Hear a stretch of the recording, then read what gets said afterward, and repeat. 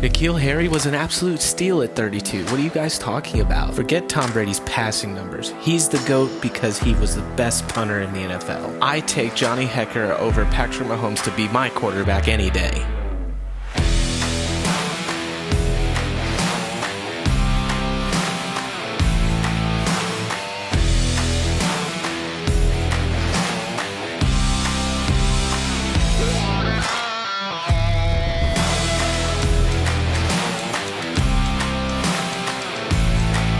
Welcome to the No Punt Intended Sportscast with your host, Parody07. Welcome back to the No Punt Intended Sportscast. I'm your host, Guy, along with, as always, the dogs.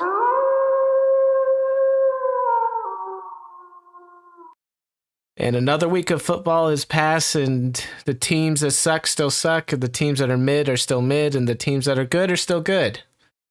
Pretty much nothing has changed. Nothing has changed. I mean, it is just... More things change, the more they stay the same. Yeah, I guess so. I mean, there's still injuries galore.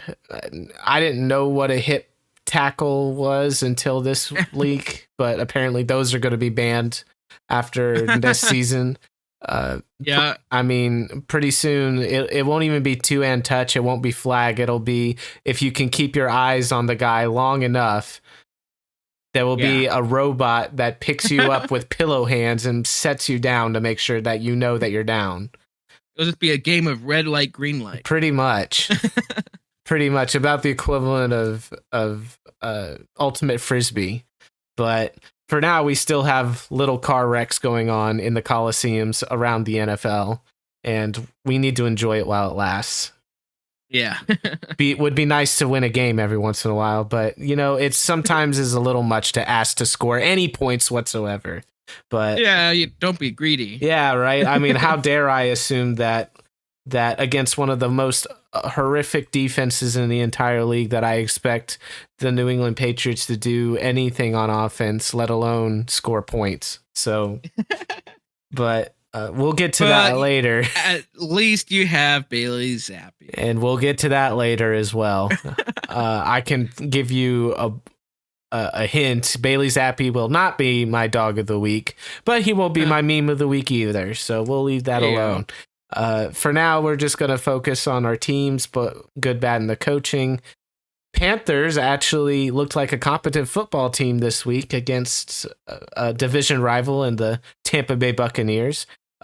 According to LB, they were ahead in that game for a total of 22 seconds. So, hey, that's 22 more seconds that your team enjoyed a lead than my team did. But at the very least, you had a lead, my friend. Can you pull any good out of this? Well, the good was that they scored more than 10 points. If y'all can recall back to last week, I was hesitant for them to score even 13. And so I settled on the 10-point total and my prediction. Unfortunately, my prediction was wrong. I predicted that we would lose 20-10. We ended up losing 21-18. So while it's positive in the sense that we scored more points than I thought, still not good enough. Still not good enough to get it done in the NFL. No surprise there. We have the worst record in the NFL. We were the worst team in the NFL, and it's not surprising. I could get into the game and some of the intricacies there, but I think what's kind of more unique and maybe more appealing is just some of the news surrounding the organization as a whole. There's a really good article that came out today in The Atlantic, and it described the Carolina Panthers organization, more specifically their coaching and locker room atmospheres, as being a Hunger Games type culture where it had factioned off. There were groups of coaches and players seemingly being pitted against one another in the locker room, whether that was philosophy differences, things of that nature. Of course, that's going to happen to some degree when you're 1-10, 1-11.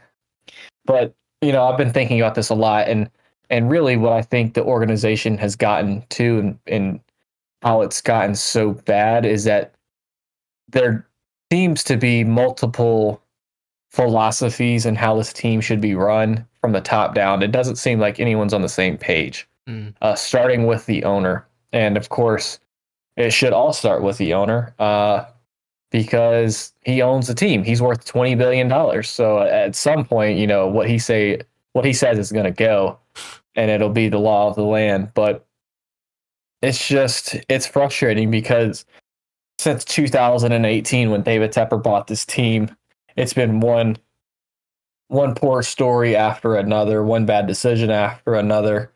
Of course, now we're multiple head coaches in. We're at another interim head coach. So it's just, there's nothing positive to continue to build on. And it seems like year in and year out, the only thing that happens is they tear down what didn't work the year before and they try to plug something else in.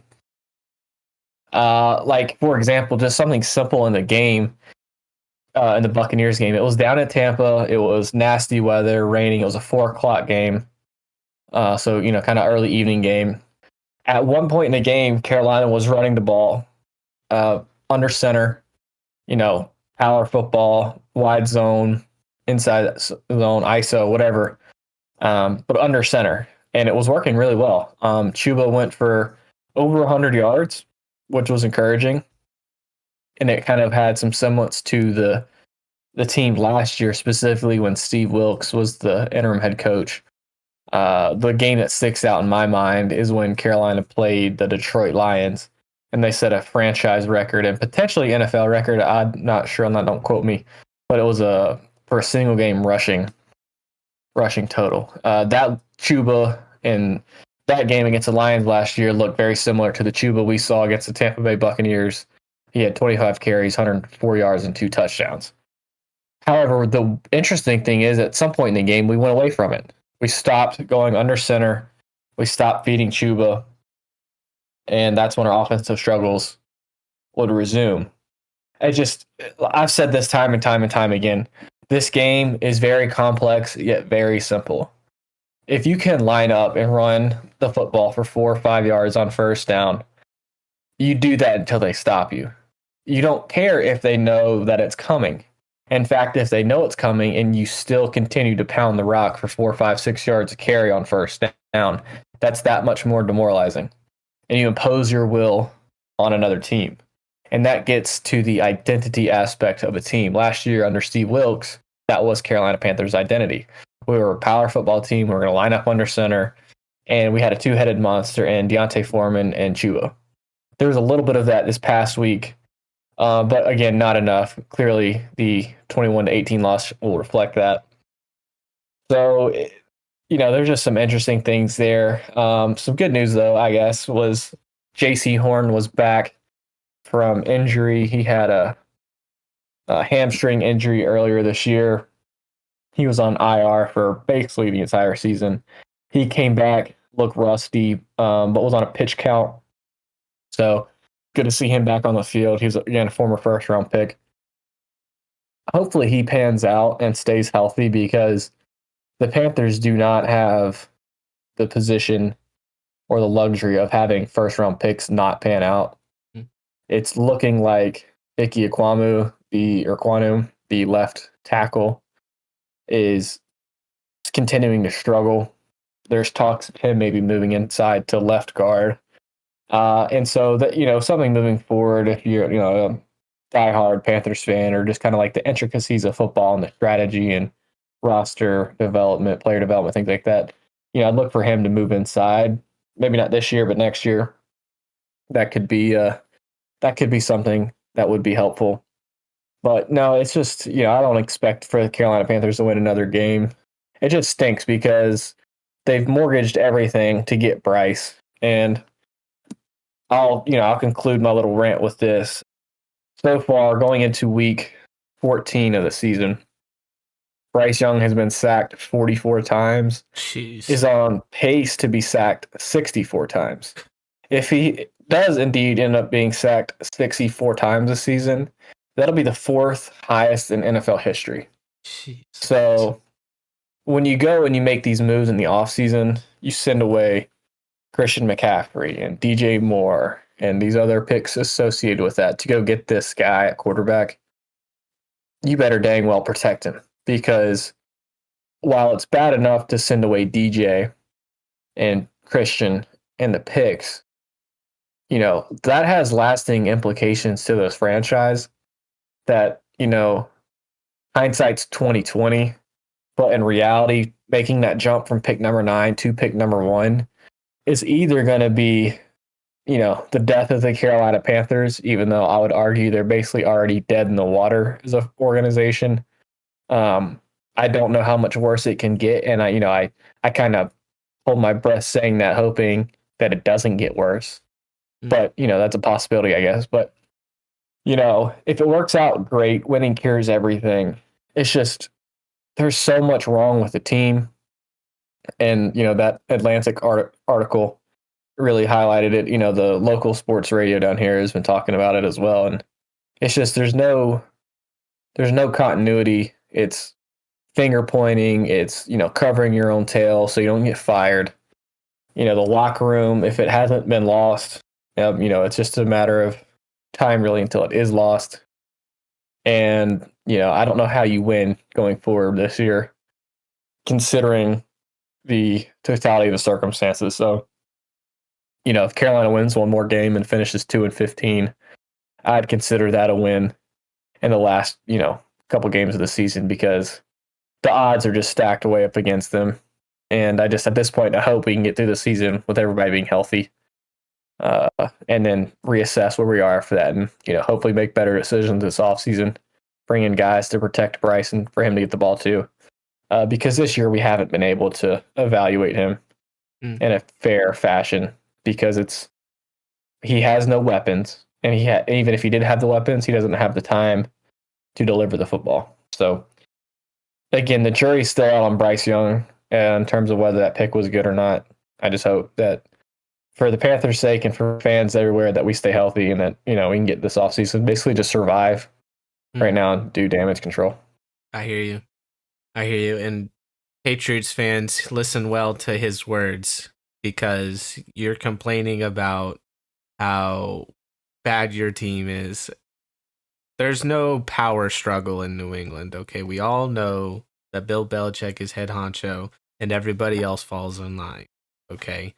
There's no difference in philosophy and all this other stuff. The philosophy is what Bill says it is, okay? So just a quick warning to Patriots fans, it could get worse. It could get worse. So let that be a warning to potentially getting rid of Bill Belichick. I don't mind Bill Belichick as GM being gone, but that's just me bleeding into Hound's time. So I'm gonna shut my mouth for now and let Hound. I was gonna say lift the room, but my guy. No, we're just a depression salad. Yeah, it sounds like it. It's a depression buffet. You got pizza with the cheese that like fell off. You got cookies that are overcooked, so they're like super hard and crunchy, and then you got like those really like deflated like muffins and stuff that just look smushed and like somebody stepped on them. So you take your pick on which one you are and your team is, but let's hear how the Kansas City Chiefs love the Packers. Oh yeah, Nice. Yeah. I see what you did there. No, so yeah, this was a game that was not fun to watch. I'm glad that as a Chiefs fan, I'm sure. As a Chiefs fan, not super fun to watch. But quick side note, I want to discuss at the very beginning of the game, right, probably about 15 minutes before the game, because it's Sunday Night Football, Chris Collinsworth was calling the game, and he mentioned about like how everyone on Twitter says he loves Patrick Mahomes too much. So I thought that was really funny. Like he's self-aware about all those comments. So it's very funny to see him actually mention it in a joking manner. Sure. But anyways, to the actual game. So good. Let's see if there's any good in this game. So there's a couple. Isaiah Pacheco did amazing. probably the best game so far this season for Isaiah Pacheco.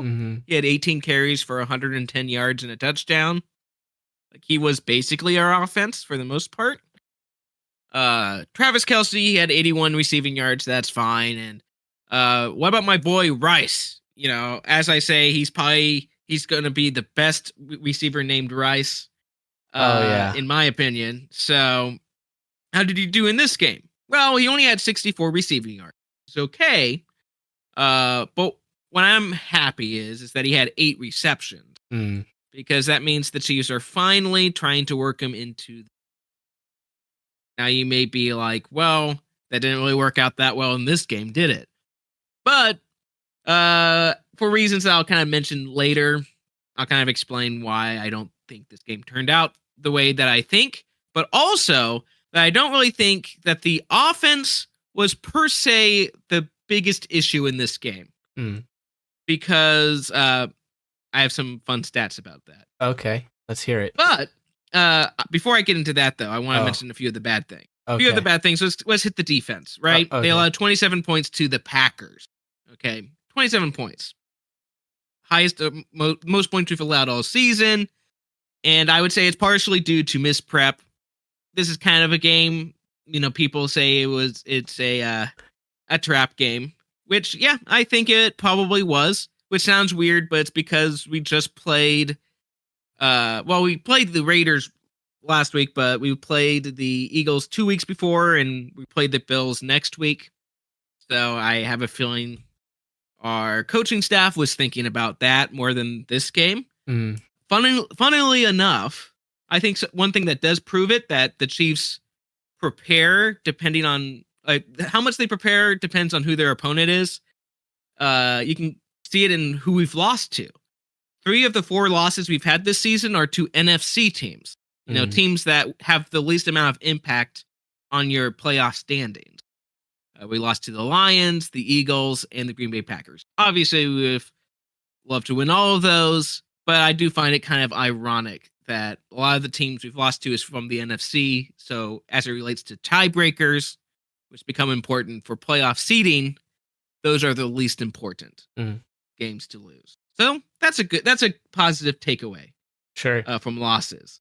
The other reason I think the defense didn't do good is because of injuries, which everyone has injuries. And I don't think it would have been an excuse if you come into the game with injuries, right? Like the Chiefs' best linebacker, Nick Bolton, has been out for like over a month, right? And that hasn't been too big of a problem for them. They've been able to game plan and work around it and be successful. However, I think it's a little bit different for teams when you've got important players that get injured during the game and having to rework your game plan. Because in this game, we had two defensive players get injured that were out for the game, that got out for the game. Was a guy named Brian Cook, a safety, and he was actually the top tackler in the game for the Chiefs until he got injured. So he was, you know, having a good game at least, you know, getting those tackles. And then the other person who got injured at the very beginning of the game was Drew Tranquil, a linebacker who's our number 1 linebacker now that Nick Bolton is out. And he's also the communicator on the team. He's the one who makes sure everyone's in the right spot, and he's really good at that. And he's actually our top tackler in for the whole season. So having Drew Tranquil get injured, you could tell that our defense was a little bit confused and wasn't sure where to go. And there's a lot of plays that the Packers, you know, when they snapped the football, you could kind of tell that some guys weren't sure where they were supposed to be. And, you know, when that happens, your defense isn't going to play great. Again, not too much of, you know, you can't, you know, hang your hat on that too much because every team has injuries. This happens to every team. So you have to kind of deal with it. Other 2 bad things was the refereeing on both sides. That was the big controversy. There was a bad call against for the Chiefs. That was advantageous to the Chiefs. An unnecessary roughness call against Mahomes. They say that he got unnecessarily roughed because a person tackled him out of bounds, but he was still in bounds. Bad call. You know, yeah, it wasn't, you know, you could see that it wasn't good. But then a few plays later, we get I think it was MVS, which is ironic. He gets basically tackled as he's about to get past the football, and the referees don't call that. Mhm. Probably because they realized that the last penalty they just called was a bad one. Oh. That kind of happens. Yep. So again, refereeing just needs to shore up. And I'm not going to say, we lost, because if we had that pass interference call, we would have been, close. Again, we had ones that went our way too. So, yeah. But what I do hope that proves is the whole internet believing that the referees always help the Chiefs. Because if the referees, like, my opinion, as you guys know, has always been that maybe the referees are just stupid and bad at their jobs, not that they actually care who's wins or not. That's kind of been my position. And I think this game kind of proves it, considering that if they wanted the Chiefs to win, they could have called that a defensive pass interference, which would have been about like a 30-yard penalty, and everyone would have agreed with it. Like, no one was defending that play, but they didn't. So again, referees being bad at their job, every team has had to deal with that. But the thing that I think that actually made us lose this game was a turnover. We only had one turnover in this game, and it was an interception. With only 5 minutes left, we were down. But if we got a touchdown, we would have been up. And anyways, we were driving down the field pretty well, and then we threw an interception. And that basically put us in a hole, because by the time we got the football back, we had to do basically like a minute and a half drill. Mm-hmm. So, and you had to get a touchdown to just tie. So you never want to be in a Hail Mary situation. Sure. And, having 5 minutes left at midfield, you might have been able to almost waste the entire clock and then beat. So Right. you had a good position, interception takes you out of it. Was it Mahomes' fault? Maybe a little bit, but he was throwing to Sky Moore, who decided to just stop in his route and try to find where the football was at before, and then continue running, which was kind of awkward. So a lot of people have been dogging on Sky Moore for his bad route running. But Sky Moore only had one catch for 5 yards in this game, further solidifying that he's irrelevant to the Chiefs' game plan. Jeez. But what's crazy is that Sky Moore had 45 snaps in this game, which is the second most out of any of our wide receivers in this game. He only had one less snap than Rice. And yet Rice had 8 catches and Sky Moore had only 1 catch on 2 targets. Why do we have him in the game 45 times if you're only going to throw him the football, like even look his direction twice, when you've got other guys who are even more capable than Sky Moore? So, very interesting decision to use Sky Moore. Important.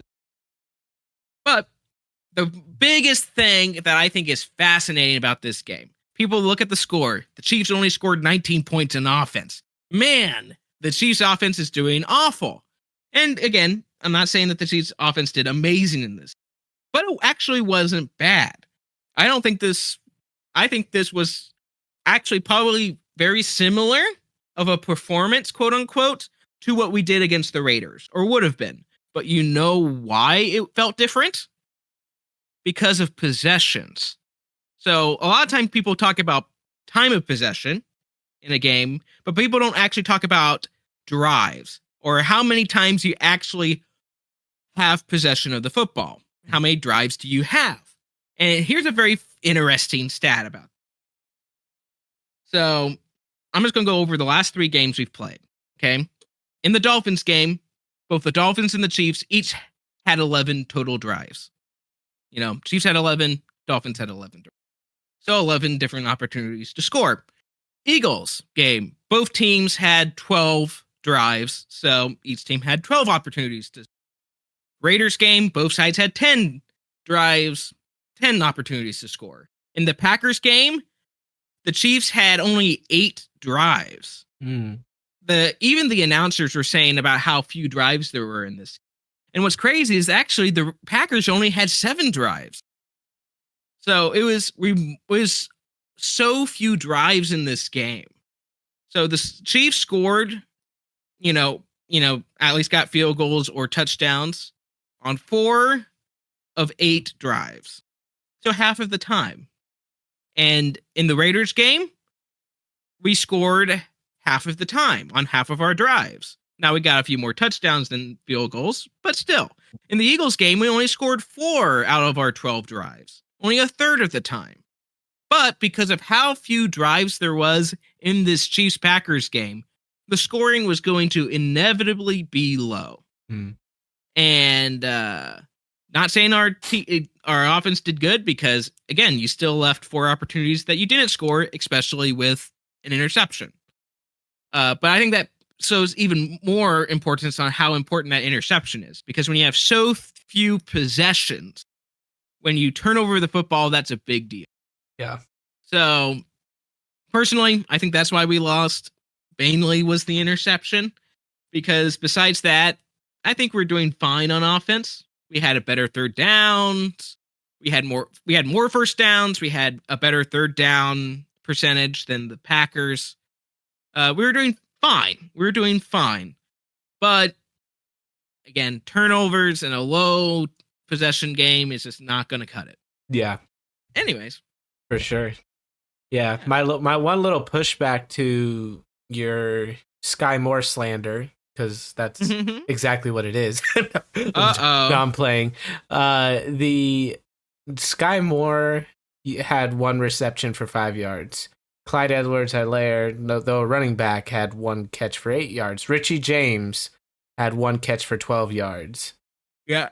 Marquez Valdez-Scantling, who should be your number 2, only had 2 catches for 25 yards. Rashee Rice had 8 catches for 64, and Kelsey 4 for 81. Yeah. So it's not like somebody like, I don't know, Richie James or Noah Gray here is losing opportunities to catch the ball. I think the majority of the targets are going to Rice, Kelsey, and Pacheco. And it's true. And I hear you on the lack of drives, but on top of that too, Mahomes is a relatively mobile quarterback. So if there's nobody open, he's just gonna take one for himself. So now, so my pushback to your pushback on the other wide receivers would be they get similar targets. Mm-hmm. But if you actually look at the snap counts, like Clyde Edwards-Helaire, he had like 1 catch as well, right? Right. He only was in the game for 17 snaps. Mm-hmm. Or, Richie James, he was only in the game for 4 snaps, right? Yeah. Sky Moore was in the football game for 44 snaps, right? What that shows me is he's not getting open, right? He's just not getting open. MVS, you said he should be our number 2. He was in the game for 33 snaps. Now, still a decent amount of snaps, but not, 44. Like, Sky Moore was in for a third more snaps than MVS, and MVS caught the ball twice. So, I hear you. It just worries me with Sky Moore because I don't think he's getting open. Yeah. And that's the thing. It's like he doesn't ever really have horrible drops as much or whatever. Like, again, I think it comes down to his route running and not being able to get separate. And, the wide receivers that's usually the most scary are the ones that never get thrown the football because that usually means they're just not good enough to get open. Yeah. Well, if you want to send a 7th round pick our way, you can have Juju back. So you're more than welcome to him if you want him. But Maybe. But that was a little bit less heated than I expect you to be, but the drive thing is interesting. I'm glad you brought that up because that is. I think no one talks about that. No, but it's very fascinating. You know who does talk about that though? Ooh. Is Bill Belichick. Oh yeah, and you know who says that regardless of the amount of points you score, as long as you quote unquote move the ball, you did well enough on offense to where your defense should come through for you.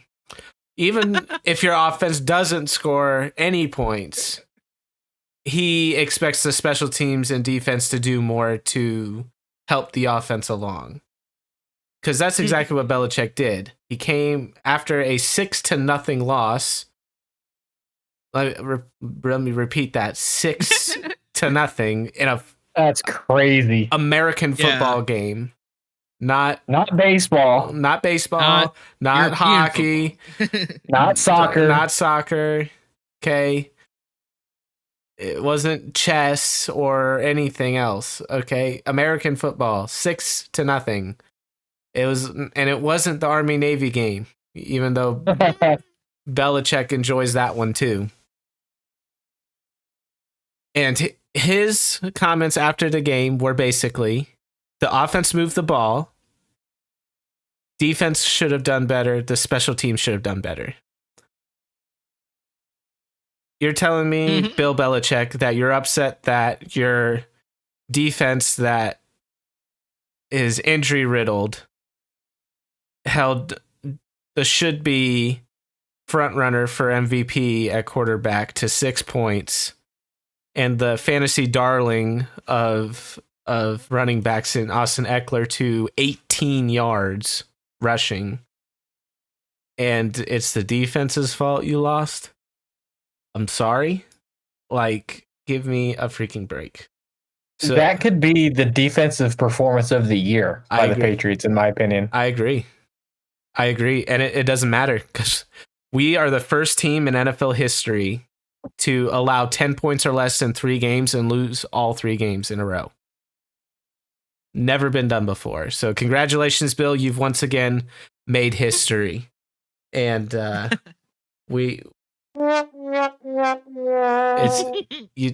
thanks. I appreciate that. So I started, I guess, with the coaching. The bad is obviously the entire offensive operation. The fact that we're so injury riddled that our last savior in Demario Douglas at receiver didn't play because he got clotheslined the week before. Still no fine, still no flag on the field for that one. Still don't understand why. The other offensive piece that actually, quote unquote, moves the ball for us, and Ramondre Stevenson is likely out for the rest of the season with, it was a high ankle sprain, if I'm not mistaken. Again, one of those hip, I don't remember exactly what the term is, but it's a hip tackle. I guess what it is. Drop hip tackle, yeah, the drop like hip tackle. Yeah. So what I think the way that occurs is you grab the offensive player. Drop tackle. Yeah. Yep. You grab the offensive player from behind, pause, and you basically fall on their feet as they're running and trip them while pulling them backwards from the hips. I can see why that could potentially cause more injury, right? Like I understand that, but I don't know. It just seems more and more we're trying to. I mean, we're turning this into patty cake out there, and I'm not here for it. I want to see people knock heads. I want to see grown men hate each other for 60 minutes and do everything in their power to knock that man over that's standing in front of them. That's what football is supposed to be about. The culmination drill of football is the Oklahoma drill. Okay, it's not, the one-on-one drills with the receivers and corners and all that, although that's the fancy schmancy stuff. What real football is about is the Oklahoma drill. Lining up with your hand in the dirt in front of another man and trying to overpower him. That is your job. It doesn't matter. Offensive player, defensive player. Yeah. Offensive player, defensive player, offensive line, defensive line, corner, safety, quarterback, receiver, running back. It doesn't matter. Your job is to overpower the other team in some form or fashion. And I'm just so tired of hearing all this hanky-panky stuff with just freaking, these rule changes that are in the interest of safety for the players. And then all of a sudden, 5'8" Demario Douglas, as a relatively defenseless player, gets clotheslined because somebody coming down the field at 21 miles an hour stuck their arm out and rammed it into his neck and then forced him to the ground, and now he's out for the second week with a concussion. And no flag, no fine, no nothing. That makes sense. All right, so now that I'm done ranting about something I didn't plan on ranting about, the Bailey Zappi fever, Bailey Zappi lovers, Bailey Zappi mafia, whatever you call yourselves. I am not going to give your flowers, but I will call a spade, which is what we try to do here on this show. Yeah. Bailey Zappi has a disease, and so does Mac Jones. Both of them have a disease. And no, it's not COVID. The disease that Mac has is called happy feet, or PTSD. Okay? PTSD. From all the times that offensive line has let him down and allowed, once again, really strong 350-pound men that can run a 4.540 come after him, who cannot run a 4.540, and beaten to the ground to where he is got happy feet in the pocket and is quick to leave the pocket and hesitant to step up and trust his offensive line. Which, if you were beaten and bruised like him and Bryce Young have been this season, you would also potentially have happy feet and PTSD. Zappi suffers from another disease, and that disease is got a more colloquial name. I call it the ignorance is bliss lymphoma. Okay, it's all it is that Bailey Zappi has not been behind that offensive line all season, so he is ignorant to how just porous this offensive line is in pass protection. And he learned a little bit this week. He got sacked 5 times, hit 6 more times, and also had to move and move around in the pocket and get rushing yards as well. Let me see here. He had, excuse me, should have had this up before. He had 4 rushes for 16 yards. I'm not saying he got hit every time he ran, but at the same time, none of those were designed runs. We're not drawing up QB power for Bailey Zappi. Okay.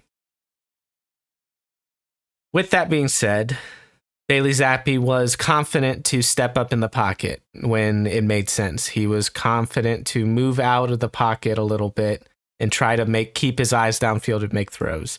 Later in the game, he made some deep throws that were good enough to be caught. I'm not going to say they were amazing throws, but Tyquan had one go through his hands. Devontae Parker caught one, but out of bounds. And there was a couple other throws that were actually completed that were over the middle throws that Bailey Zappi probably learned from Mac because they looked like Mac throws. He was 13 for 25 for 141 yards, no touchdowns, no interceptions. No interceptions is enough this year for the New England quarterbacks to say that you had a decent game. You could be 1 for 1 for 5 yards with no interceptions, and Bill Belichick would praise you for using his words, moving the football. Yes, Bill, when the center snaps the ball moves on offense. That's how the game works. I understand that, but that's not moving the ball on offense. Moving the ball on offense means getting into the red zone, which we never did. Not once. And the red zone only works on your side of the field, Bill, because we lived in the opposite 20. And no, it's not just your special teams' fault. And no, it's not just your defense's fault. I understand that the offense is completely devoid of talent to start, but to lose what little talent we had due to injury, whether it was KB, Ramondre Stevenson, Douglas, it's a cluster, and we're done. I have a hard time believing will have any shot to beat anybody this year, the rest of the season. We play tomorrow night. We're recording this on Wednesday night against the Steelers, and my big bold prediction for that game is that every point scored in that game will be off of a turnover. But we'll see if Bailey Zappi starts getting the happy feet disease that Mac is suffering from as well. But congrats to Bailey Zappi for not throwing an interception and seemingly getting a little bit of a rhythm and reminding Patriots fans why we need to draft a quarterback next offseason. And with that, I am done talking about this horrific team. Holy crap. Well, It was good to get it off your chest, though. a little bit. It helps just a little bit, though. Just not much. Not much. No, I'm looking forward I'm looking forward to draft season, though. We are gonna get some spicy stuff during draft season, and I'm looking forward to. Gonna get a first round long snapper. Yeah, That'd be wild. It'll be great. Oh Lord, if Bill Belichick isn't here anymore, it ain't happening. I'll tell you that much right now. Oh, yeah. He'll go get the next almost a Trevor Lawrence, Lawrence Taylor. You know, I swear if he leaves, he's going to the Giants. Like, there's no doubt in my mind. Yeah, He's either Giants or Raiders. He's just one of these old school teams. Because the Raiders have had all the success with in the world with former Patriots coaches. You know, that definitely has worked out for him. Speaking of working out, let's get to some good players that like are on other teams that are not the Panthers and Patriots. You know, how about we talk about some dogs, like some actual good football, some competent football, some players that are winning those Oklahoma drills, and maybe the players that are not doing hip drop tackles. I don't know. Depends on what we're doing there. Maybe it's all offensive edition this week of Dogs of the Week. I don't know, but let's hear from LB first. Who's your dog of the week? So what I wanted to do is something a little bit different. You've done this in the past, but I think this will be my first time doing it. I'm actually going Kyle Shanahan. There you go. My dog of the week. Heck He's the San Francisco 49ers head coach and play caller. The 49ers beat the brakes off of the Eagles 42-19. You could just about throw a dart at a dartboard and pick anybody off of the 49ers offense for the dog of the week. That's how good their game was. Purdy lit it up. CMC went crazy. IU, Kittle, Debo. I mean, the list goes on and on. You could pick any offensive guy from that. But the guy who orchestrates it all, who gets the game plan together, who was in his bag and absolutely owned the Philadelphia Eagles is Kyle Shanahan. He's got the boys buzzing. They're 9-3. The 49ers had 6 straight touchdown drives to end this game, not including their final possession of the game. Jeez. 6 straight touchdown drives, some in, short duration, some in long duration, some 10 plays for 90 yards. Another one was 2 plays, 48 yards. So, I mean, they did it any which way you could. And, 49ers are a juggernaut. They're the wagon. They're the team to beat. They're the top dog in the NFL. And they let everybody know it. So shout out to Kyle Shanahan for probably coaching and putting together the best offensive performance of the season from the 49ers. Heck yeah. Nice. Like that. Hound, who do you got? So I've got cornerback Derek Stingley Jr. from the Houston Texans. Houston Texans kind of had a close game against the Denver Broncos. It was just a 1-score game. But perhaps the biggest reason they won, because Derek here decided to pick off the football twice from Russell Wilson and had 4 deflected passes in the game. Ooh, he's actually Hound does like his batted balls. Oh yeah, yes, he does. I love when balls are batted. Pause. Unpause. Uno reverse. Anyways, Derek Stingley, he has been playing really well recently. He has 4 interceptions on the year, but not only that, he has had 4 interceptions in the last 3 games. Oof. So he's on fire right now, and it's all accumulated to having 2 against the Broncos. So 2 interceptions. We love Anyways, it. Yeah. And good on him. And you're gonna think this is crazy that I remember this, but week one, you gave your dog of the week, Hound, to the Jets safety. I don't remember his name, but he also had. Yeah. If he did not have 2 interceptions, he had 3. He had 3, I think. So I'm thinking of it. Cornerbacks, safeties, linebackers, and defensive players of the world. If you want to be Hound's dog of the week, just get yourselves a couple of picks, couple of cookies, if you know what I'm saying. You know. Yes. Yeah, just get a couple of those bad boys. Heck yeah, and Hound will notice, and he will give you your flowers. I promise you that. With a side of milk. It's good stuff. Baby. Man.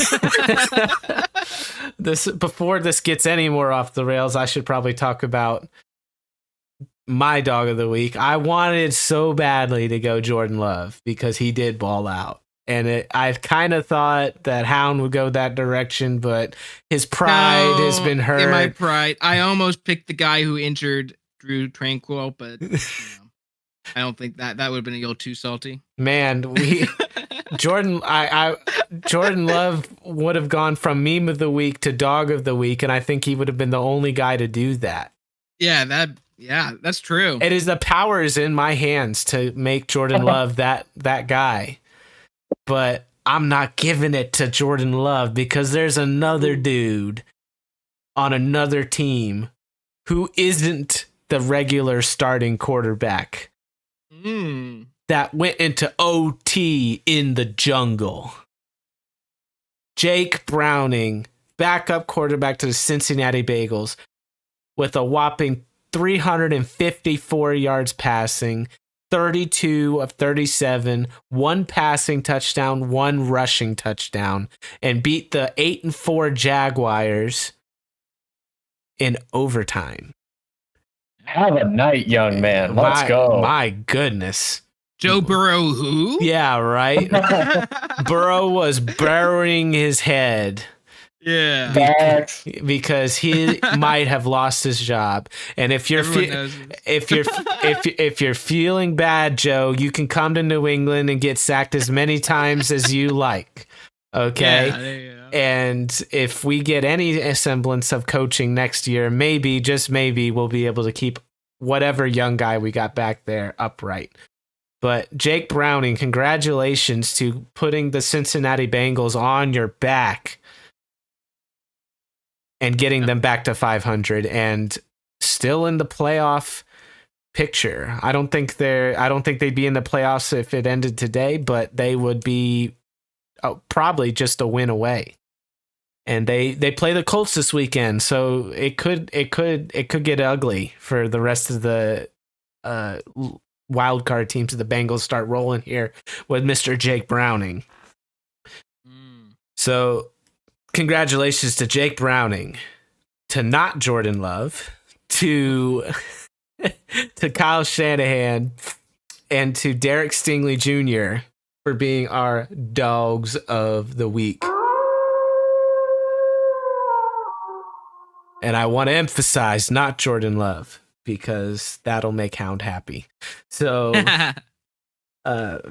for the first time, I think, since week 1, yes, it looks like, I mean, you had the Broncos game, but for the first time since week 1, oh no, this is the first time ever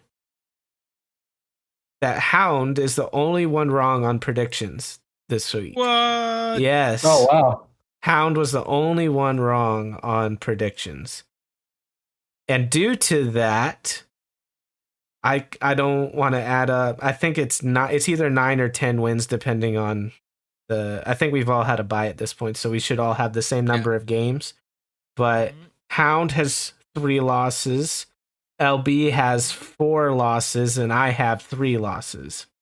Ooh. So Neck and neck. we are right there, and one of these competitions is heating up, to say the. I just want to say I think you guys have a little bit of an advantage. What do you The mean? team You can have to pick.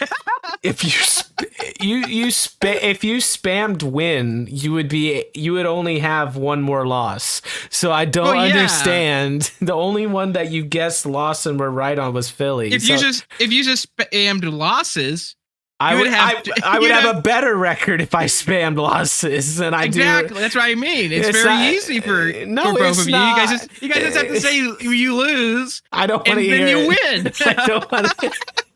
That's not how it. Do you know how hard it is to put my pride down, especially as a Patriots fan? Let me tell you. You guys both literally have the number 1 and number 2 pick. Right now we do.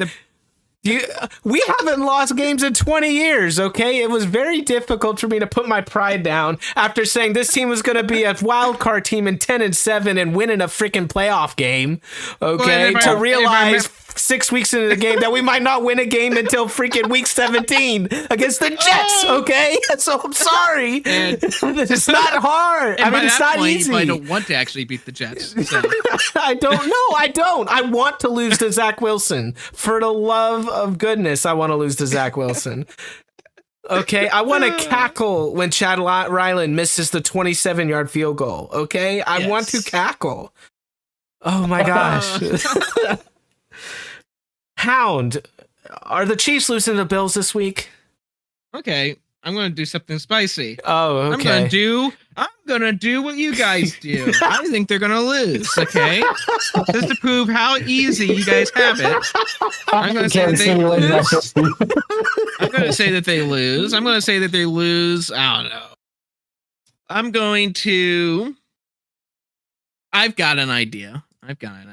Okay. I'm gonna look at the Panthers because they're the most losingest team. Yep. They lost 21-18 this last week. Okay, that's the score I have for this game. 21-18. Chiefs lose to the Bills. Oh my gosh. You're not I don't see how you're proving anything, but okay. I'm proving so much here. I have no clue what you're proving. You guys have it so easy. It's so tough being a Chiefs fan. What? We've got expectations and we don't hit them all the time. So, well, what do you mean? What do you mean?